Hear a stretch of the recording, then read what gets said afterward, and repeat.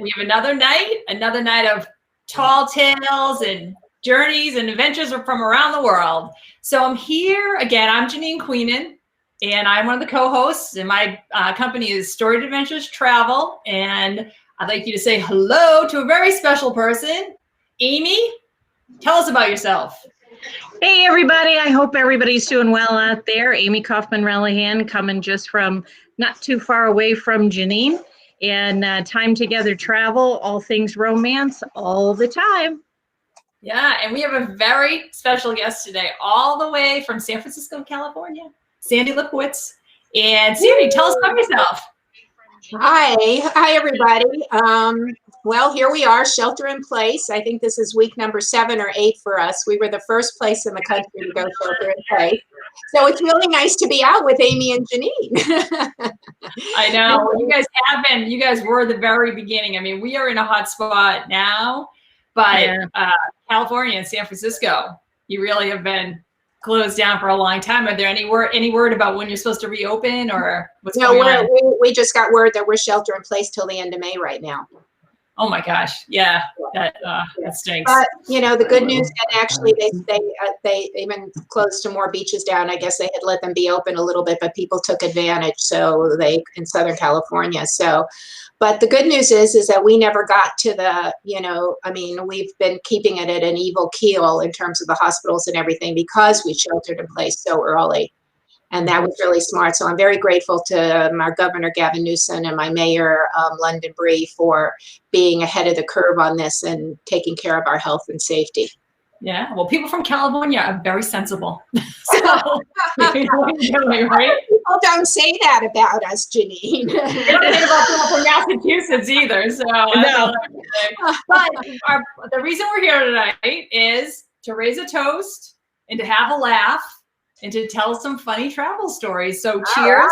I'm in. I know you're not day drinking, Sandy, but we'll cheers for you. Yeah, it's only 3 o'clock in California, so you know this is my drink of choice right now. Yeah, a little bit more time ahead of you. I can pretend it's hot if it makes anybody feel better. Straight up. Like straight up. We're not messing around.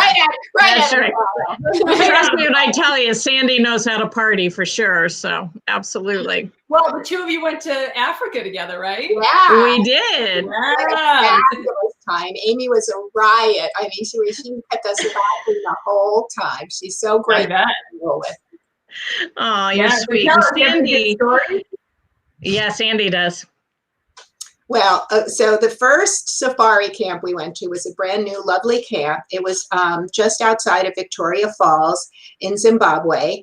And it was only 18 months old. And it was built across it was on the edge of a river and built across a natural path where the elephants went through. And the philosophy from the camp, which we greatly appreciate, was the elephants were there first.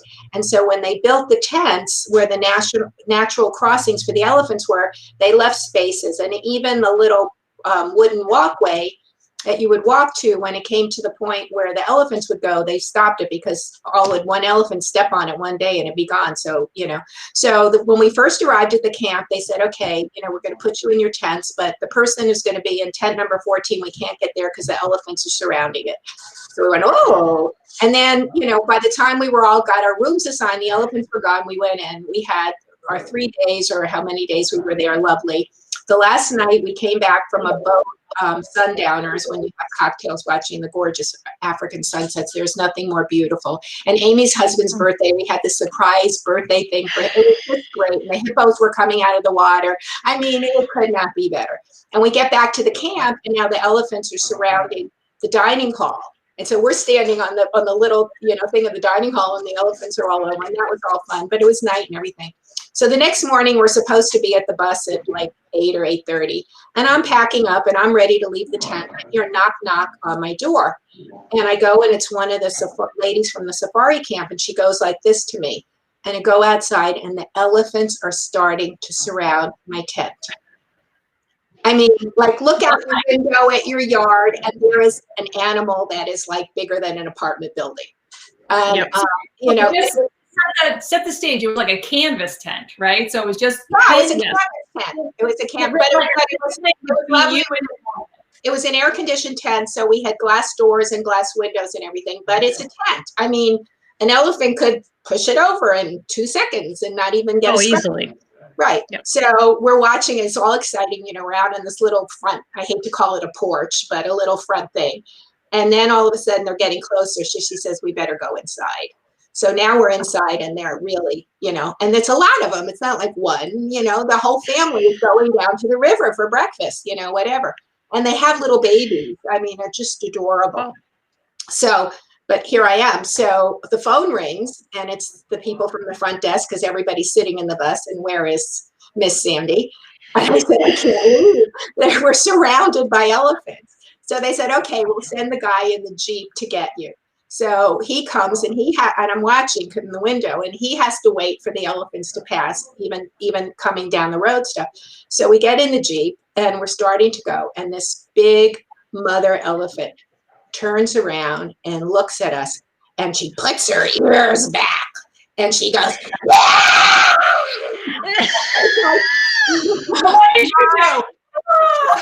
my heart was stopping because this elephant could step on, you know, think about like a little match car and like, you know, this thing could just like step on you.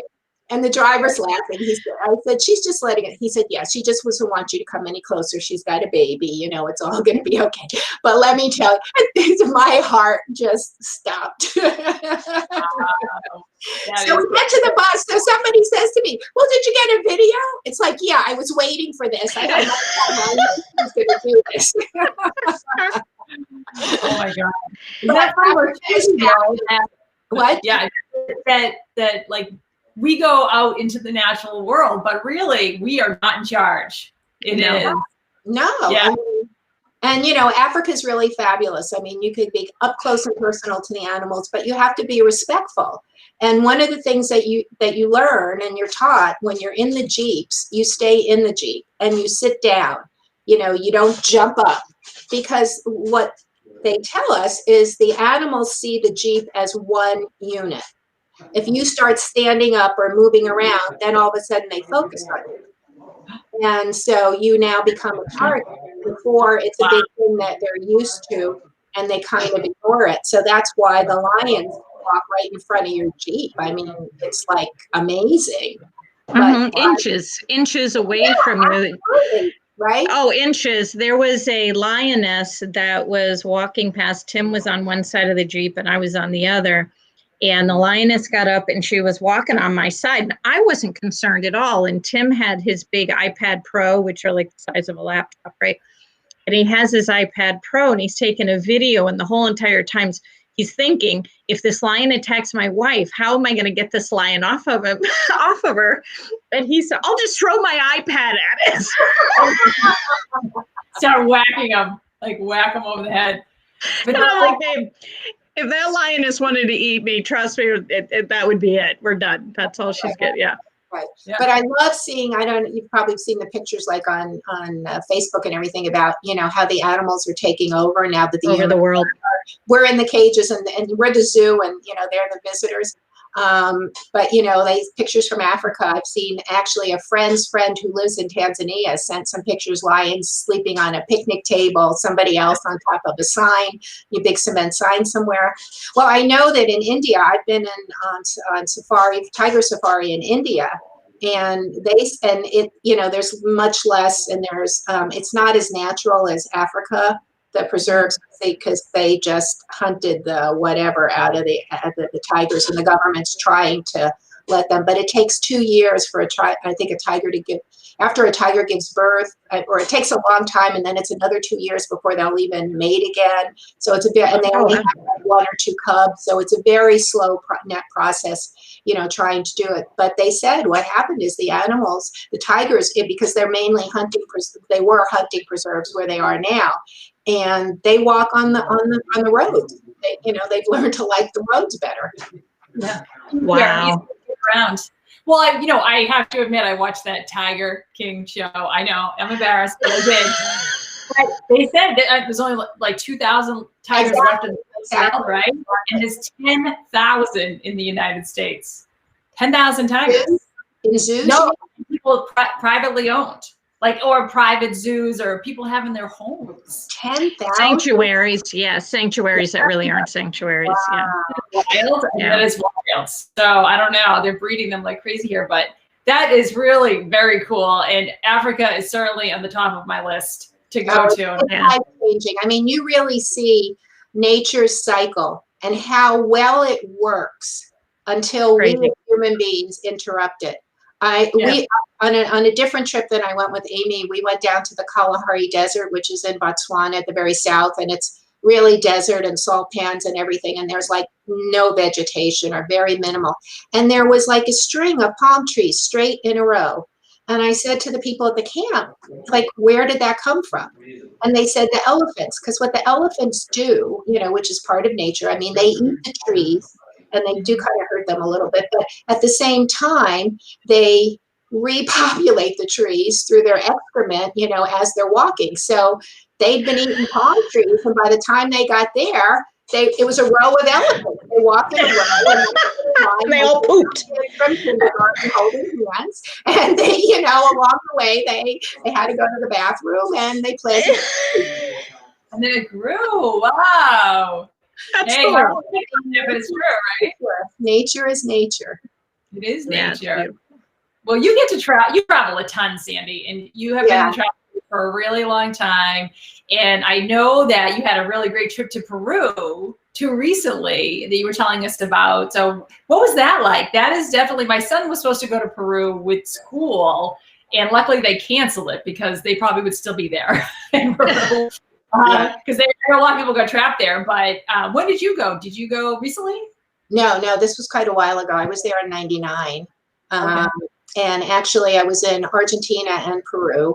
And Peru was kind of the end of the trip, and Machu Picchu was a bucket list item for me. And we went, and we had an amazing private guide. And this is a plug for private guides. I mean, when you have a great private guide, it is worth every penny because you're getting the quality of your guide, and the experience and the knowledge and the expertise is just amazing. And your trip, you will see and do things that you would never do before. And this guide was actually also an archaeologist, and he had actually found and registered.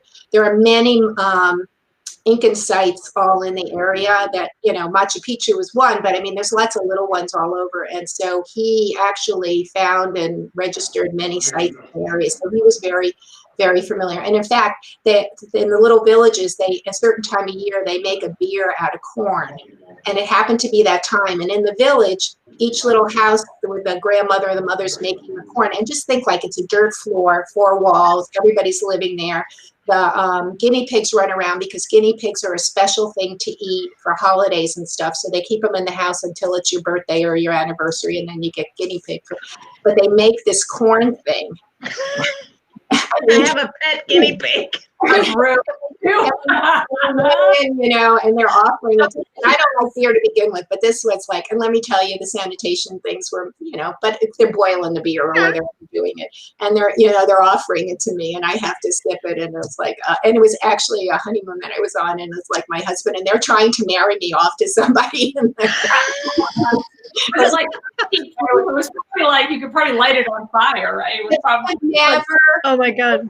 never get into that experience if you didn't have an excellent private guide. I mean, this was not one of these families who's registered to take, you know, foreigners in or, you know, anything like that. This was just basically, he knew the culture, he knew the people, he knocked on the door, and he knew what to say. But one thing, this is a great lesson that I learned also on this trip. We were way up in some back country somewhere, and driving through, I don't want to even call it a village. A village would be like calling it New York City. I mean, it was just a few little things. But there was a school, and there was a schoolyard, and these women had, you know, their wares for sale, and there were fabrics. I love textiles. I buy textiles. And there were these cute little dolls that this woman had made. And, you know, so she set a price, which was very inexpensive. And I didn't negotiate with her because I felt this woman, you know, really needed the money, and, you know, it was nothing to me, and paid her the full price. We didn't have all of the pesos, so we paid a little bit of dollars, which actually made it a little bit more money. And then we left and we went up into this, even to more remote area.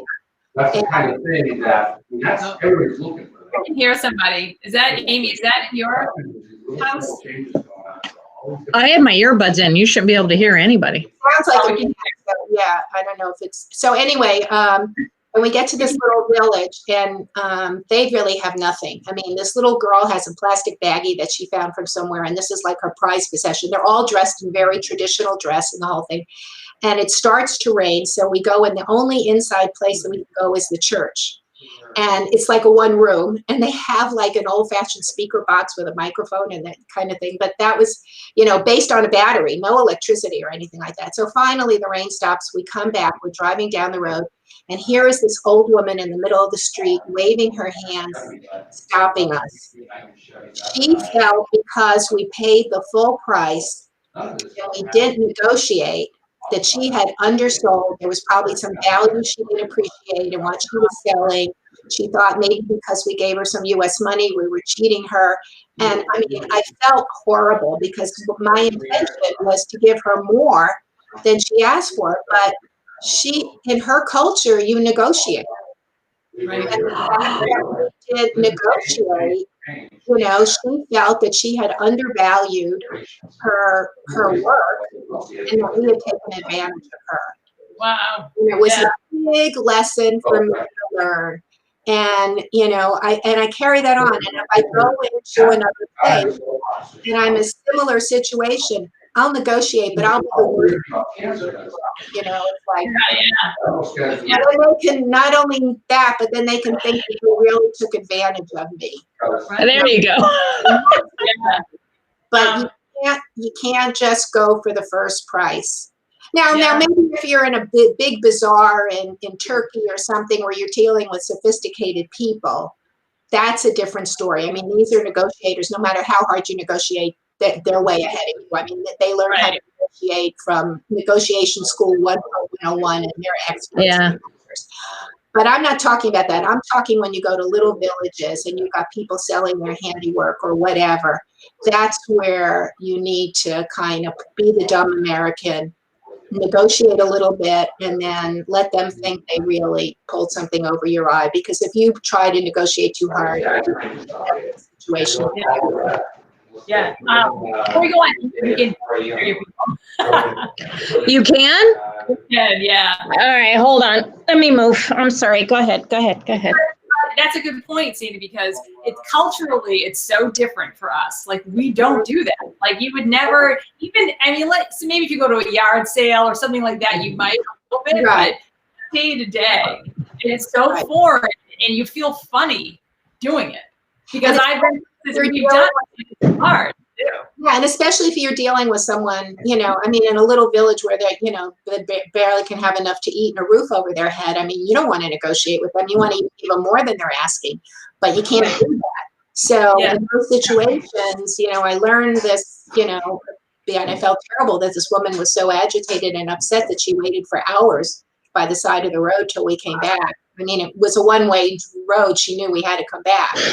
That after that, I just learned that if I'm in these little villages or these little places, I'll negotiate, but I'll be the worst negotiator in the world. Right. And make them think, because if you had negotiated, you probably would have paid less, but she would have felt better. Right. And if I would have paid, 5 cents less would have probably been a good thing for her, whatever it was. Right. Yeah.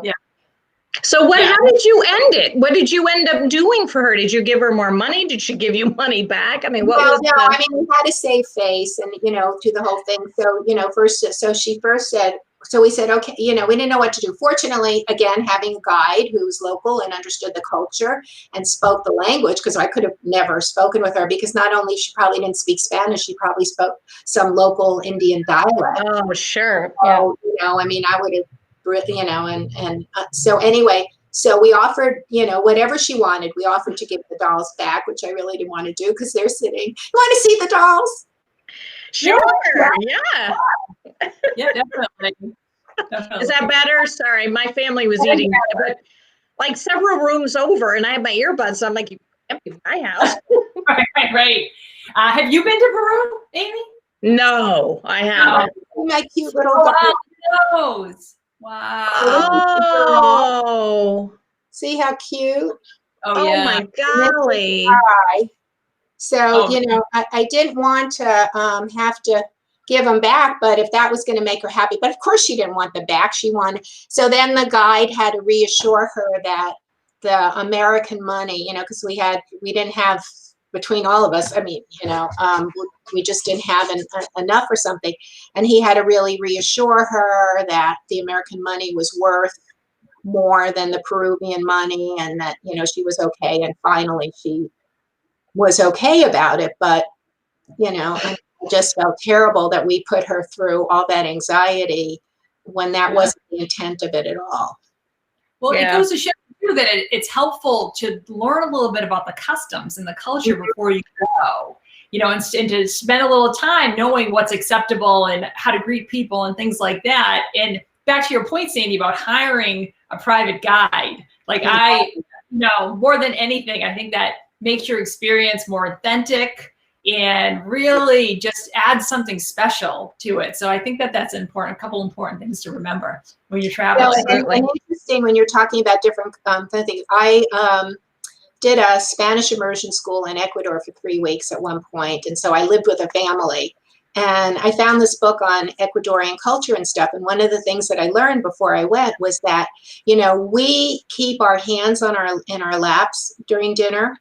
In Ecuador, you keep your elbows and your hands on the table, because if your hands are in your lap, you're hiding something. If your hands and everything are out, then, you know, that's thing. And also, you don't put your napkin on your lap. You leave it on the side of your plate, and you use it when you need it that way. And when someone offers you something, you have, you know, like a second helping or something like that. I mean, you have to take a little bit, even if you don't want any more, you know, or something. You have to kind of do something. I mean, otherwise, or, you know, and I was living with a family, and they were renting out a room because they needed the money. And lots of times the mother wouldn't eat with us. And so I knew, you know, she was saving. So I would take very small portions and then, you know, take one little bite, and, you know, so at least, so, you know, you learn these things. Right. Yeah, absolutely. Yeah. And it's the right thing to do when you're traveling to a foreign country, is to understand their customs. You're a visitor, and you're not you cannot be rude. You cannot assume just because you're an American that everybody's going to understand. And my 13-year-old, by the way, would be all about eating dinner there with his elbows up. No matter how many times I've said to him, put your elbows off that table. As soon as you said that, I'm like, oh, I got to send Joe there, because he would fit right in. Like, I need to go to Ecuador. Here's a napkin. Yeah. Well, you know, negotiating is a really big thing in Asia as well. Oh, it is. Yeah. I've been to Taiwan, I've been to Hong Kong, but I know that you've been to China. Yes. Sandy, and tell us about that. Well, I went in, when was that? It was 2002, because they were just about to flood the Yangtze River, you know, the big Three Gorges Dam and the whole thing. And I wanted to see what the river looked like before it was going to be flooded.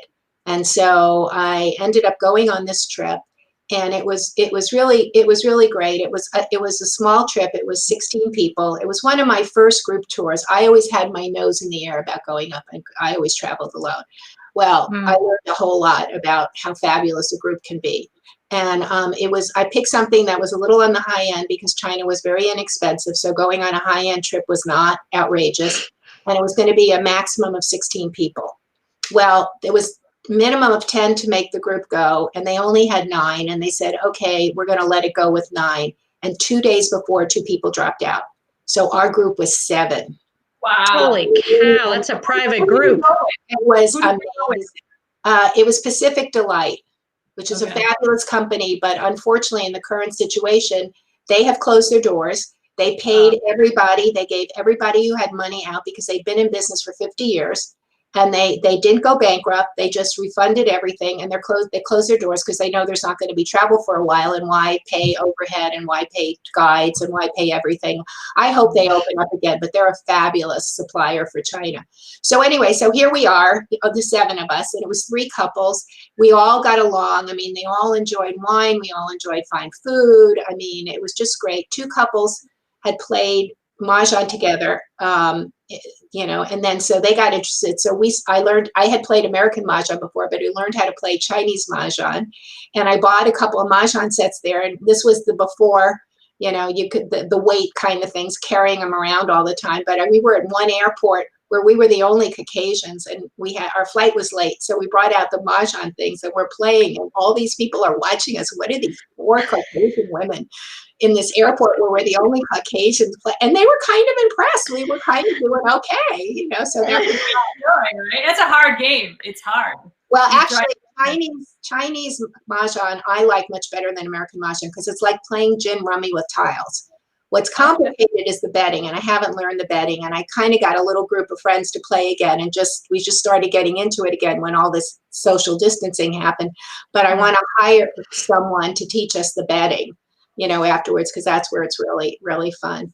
But on that trip, on the going down the Yangtze, it was really interesting because you would see on the river, and then they would have markers 140 feet or whatever measurement they were using up to show you where it was going, how high up it was going to flood. And there were actually some beautiful shrines and a lot of villages that were totally going to, and they built new apartments on the top, and they're relocating everybody from the base of the river all the way up. But, a kind of like not thinking ahead. They were building these 10 and 11 story apartment buildings with no elevators. Now, when the people who are living, surviving at the base, and they get into a nice building, walking up 10 or 11 floors, not going to be too bad. But in a couple of years, when everybody's used to not having to walk and work that hard, the elevators, they're basically building slum housing instead of putting an elevator in. But we were on this ship, and we had some, excursions every day. And one was, if you got up at 7:30 in the morning and you'd go into this town, and we would see this museum, and then we would see these acrobats, and then we would go to a live market. So it was, nobody else wanted to get up at 7:30 in the morning. And it was just this woman that I met on the trip. We've been close friends. They live in Florida. And I mean, I would have never met that couple if I'd never been on this trip, and they've become some of my closest friends. We go back and forth and visit. So anyway, her name's Georgianne. So she and I decide we're getting up and we're going with our guide. And so we get out near the ship and everything, and the other guide from the ship doesn't want to put us in a bus by ourselves, wants to, put us with another group. And we said, sorry, we're not going with another group. Can't take. So anyway, they give us one of these big tourist bus, like 30 people bus for me and Georgianne.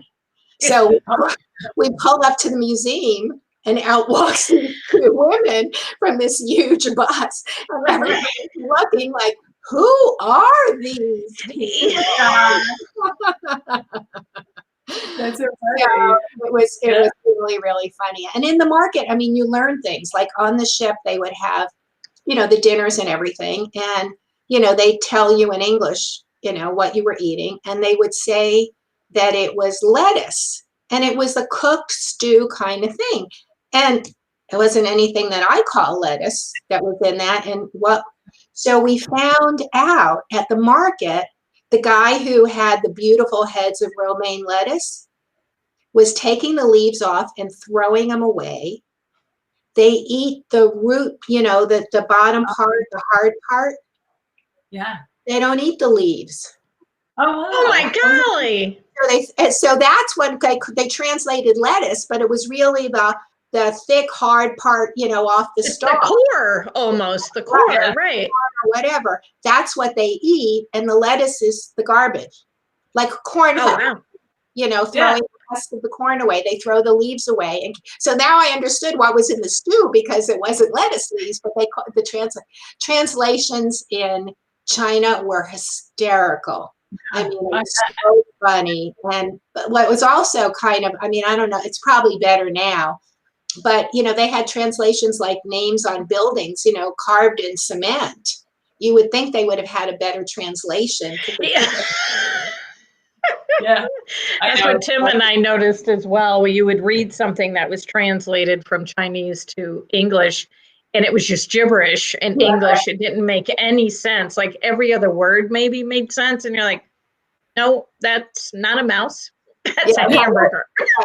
It's like Google Translate is the worst in the world. They must have hired the people from China to work at Google. Absolutely. To do that. I'm super curious about the visiting the markets because, they've got a bad rap now because of what happened. Absolutely. But I always think going to the market really shows you a place, really shows you the authentic experience of being somewhere. Absolutely. I didn't walk around that part of it that much because it wasn't like interesting to me, or I'm kind of glad, It was more the vegetables and the handicrafts and the other stuff. But I have a photo of a guy with a motorcycle, and he must have 20 or 30 wild ducks strapped on the back of his motorcycle. That's how he brought it to the market. I mean, just isn't it amazing? I don't know. I've only been to Hong Kong. I've not been to mainland China, but I've been to Taiwan, and of course they all ride scooters, and you'll see an entire family on a scooter, and I've noticed only the mother has a helmet on. All the kids are with the helmets, and I'm like, well, I guess the mother is probably the most important person, right? Yeah. And everything else, and the kids are just standing there as they're zipping around. I'm like, you know what? It's just so different, not what we're used to, but it's cool to see. It really is. I have pictures from Cambodia, and I think Tim and I counted 14 people on one scooter, and they had people, seriously, and everybody was piled up. And you're right about the helmet. Nobody wears a helmet but the mother. Whoever the matriarch of the family is wears the helmet.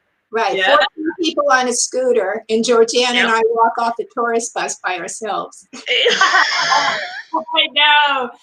You'd be like, do you need a ride? You need a ride?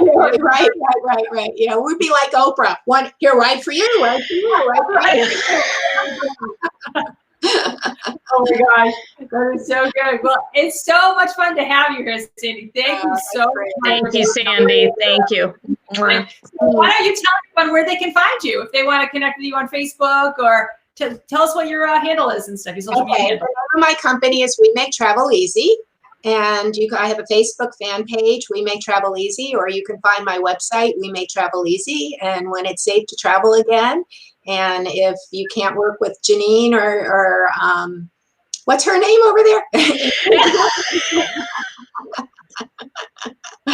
And for whatever reason, or it's not a good fit or something, we'll always back them up. So we love each other. We work together all the time. So I send, honeymoon people to Amy, whatever, because she's the love goddess, and, stories. And so, we all work together because we all have niches, and we're not right for everybody.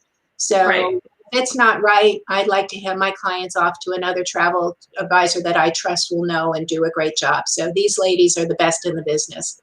So I would trust all my clients to them. You too, Sans. You too, Sans. And before we hang up, I just want to say hi to Carrie. I got a hello, and Carrie, it was a friend from college. So hey, Carrie, magic Facebook. So anyway, thank you everyone for coming to Wicked Awesome Travel Tales, and we'll see you next week. All right. Bye. Take care. Stay healthy. You too.